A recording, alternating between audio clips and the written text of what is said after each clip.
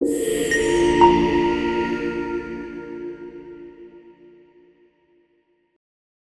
Friends, it's Abhay Rampal from Excel settle Gordon. आज की video dedicated रहेगी फॉर न्यूजीलैंड Zealand study. As of 7 October के बाद जॉन से नए गाइडलाइंस आई हैं फ्रॉम न्यूजीलैंड एम्बेसी। उसके बारे में हम इस वीडियो में डिस्कस करेंगे।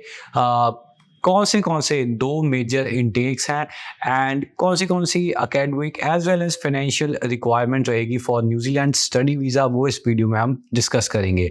सो एज ऑफ 7 अक्टूबर 2023 कुछ गाइडलाइंस हैं जॉन सी एम्बेसी की वेबसाइट पे आई हैं। मैं वो गाइडलाइंस रीड आउट करूँगा and I will suggest you कि आपको अपनी फ़ाइल किस हिसाब से और कैसे अप्लाई करनी चाहिए so you can get your study visa quite easily. First of all मैं आपको न्यूजीलैंड स्टडी वीज़ा के सक्सेस रेशो के बारे में कुछ बताना चाहूँगा।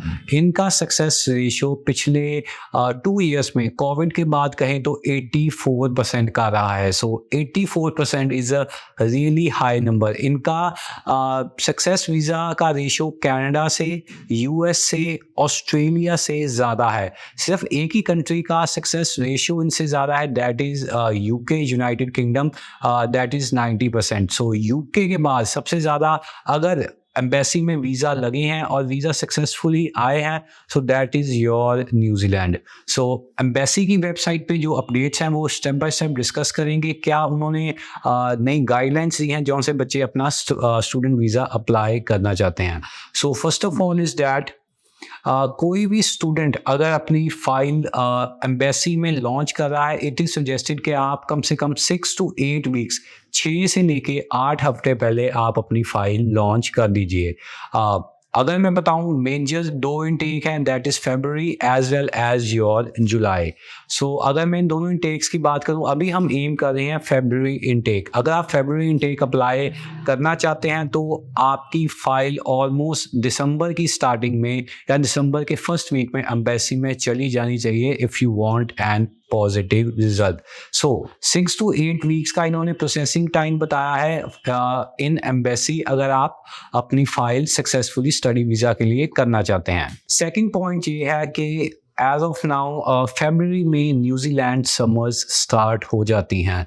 सो जौन से एप्लीकेंट्स या जौन से स्टूडेंट्स न्यूजीलैंड जिन्होंने ट्रैवल किया है एज ए टूरिस्ट वीज़ा, वो जानते हैं जनवरी, फरवरी, मार्च, ये 3 महीने न्यूजीलैंड में समर्स के होते हैं। काफ़ी टूरिस्ट न्यूजीलैंड विजिट करने जाते हैं। So they have clear cut written के प्रोसेसिंग डिलेज हो सकती हैं क्योंकि हमारा न्यूजीलैंड का टूरिस्ट वीज़ा का पीक सीज़न स्टार्ट है।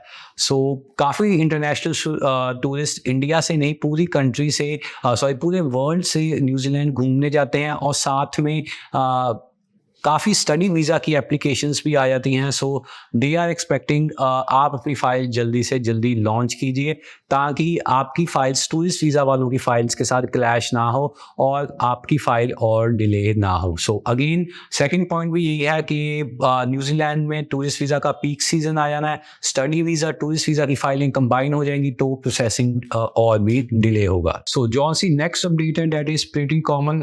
एक बेसिक उन्होंने रिक्वायरमेंट बताई है कि न्यूजीलैंड स्टडी वीज़ा अप्लाई करने के लिए कौन सी रिक्वायरमेंट होनी चाहिए। First is an offer of place from you New Zealand education provider. Offer of place को हम यहाँ पे ऑफर लेटर कहते हैं। आपके पास एक न्यूजीलैंड एजुकेशन प्रोवाइडर, चाहे ये कॉलेज हो, यूनिवर्सिटी हो, तो आपको एक न्यूजीलैंड कॉलेज प्रोवाइडर का ऑफर प्लेस चाहिए। मतलब वहाँ पे आपको एक ऑफर लेटर चाहिए किसी भी यूनिवर्सिटी या कॉलेज से। But they are not taking pathway student visa. So again pathway programs Australia में D2D होते थे, तो मैं ये हाईली सजेस्ट करूँगा कि आप न्यूजीलैंड में pathway programs के साथ अप्लाई ना कीजिए, वीज़ा चांसेस कम रहेंगे। Second, a copy of identity pages in your current valid passport. A copy of passport identity page, उसको हम पासपोर्ट कहते हैं। Tuition fees evidence, you have paid 1 year of your program fees. Again अगर 2 साल का programme है तो Canada की तरह आपको न्यूजीलैंड में 1 साल की ट्यूशन फीस पे करनी है। अनलेस यूके और ऑस्ट्रेलिया जैसे आप यहाँ पे 6 महीने की फीस नहीं पे कर सकते। अगर आपको न्यूजीलैंड का स्टडी वीज़ा अप्लाई करना है इस कैटेगरी में तो आपको 1 साल की फीस आपको पे करनी चाहिए।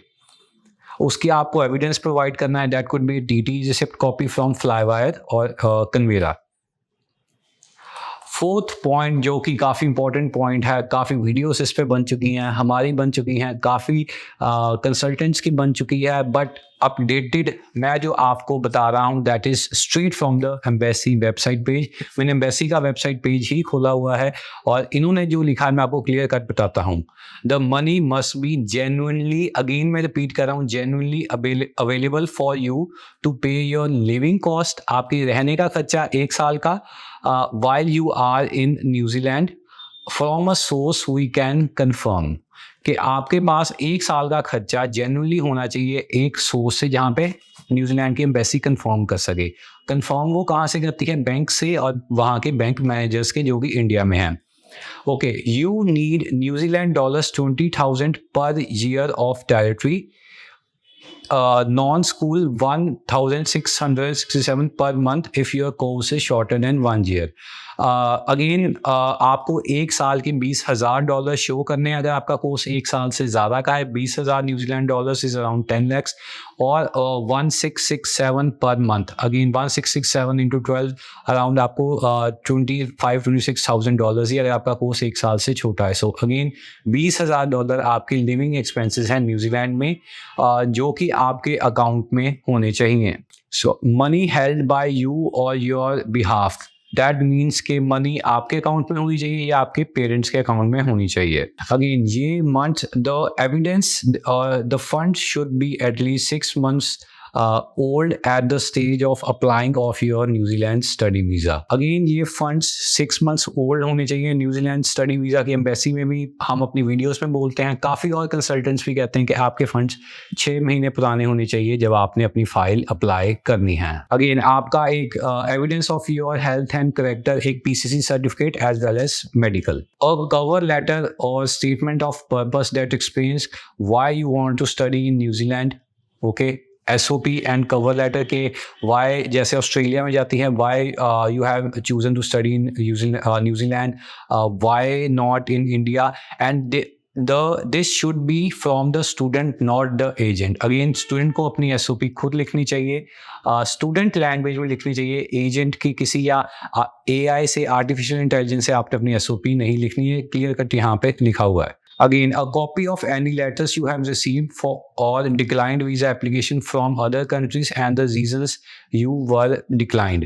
Again, अगर आपका कनाडा से रिफ्यूज़ल है, UK से रिफ्यूज़ल है, I would not recommend कि आप यहाँ पे शो कीजिए, क्योंकि this will increase paper work. But अगर आपका ऑस्ट्रेलिया से रिफ्यूज़ल है तो आपको न्यूजीलैंड में वो रिफ्यूज़ल शो करना है ऑटोमेटिकली, वरना वो रिफ्यूज़ल पॉपअप हो जाएगा in New Zealand embassy. So again आपकी क्वालिफिकेशन सर्टिफिकेट्स, आपके एकेडमिक्स, आपके 10th 12th ग्रेजुएशन जाता है, आपका वर्क एक्सपीरियंस जाता है, ये सब अगर आप एविडेंस प्रोवाइड कर देंगे तो आपका न्यूजीलैंड का स्टडी वीज़ा काफ़ी पॉजिटिव आउटकम के साथ आएगा। अगेन मैं रिपीट करूँगा, वीडियो के स्टार्टिंग में रिपीट किया था, 84% सक्सेस रेट है। अगर मैं इसको ब्रेक डाउन करूँ तो बस अगर आपके पास 6 महीने पुराने फंड्स हैं और किसी न्यूजीलैंड की कॉलेज की ऑफर लेटर और AIP अप्रूवल इन प्रिंसिपल है तो आपका वीज़ा सक्सेस ऑलमोस्ट 100% का रहेगा। सो वन मोर थिंग, जॉन्सी लाइक इनकी एम्बेसी पे, न्यूजीलैंड की एम्बेसी पे लिखा हुआ है, we are going to check 6 months of your saving statements if you are going to show saving bank account और 6 month statements of your fixed deposit। Again New Zealand में सिर्फ आप saving account as well as FDs दिखा सकते हैं। इनकी embassy पे साफ साफ लिखा है कि हमारा इमिग्रेशन ऑफिसर 6 महीने पुराने आपकी FD के डिटेल्स चेक करेगा एज वेल एज 6 months की आपकी बैंक स्टेटमेंट्स चेक करेगा अगर आपने सेविंग अकाउंट शो किया है। So be very careful on that. अगर आप February as well as July intake में न्यूजीलैंड की किसी भी यूनिवर्सिटी में एडमिशन लेना चाहते हैं, न्यूजीलैंड जाके स्टडी करना चाहते हैं, तो आप स्क्रीन के नीचे दिए गए नंबर्स पे हमें कॉन्टैक्ट कर सकते हैं फॉर मोर इन्फॉर्मेशन।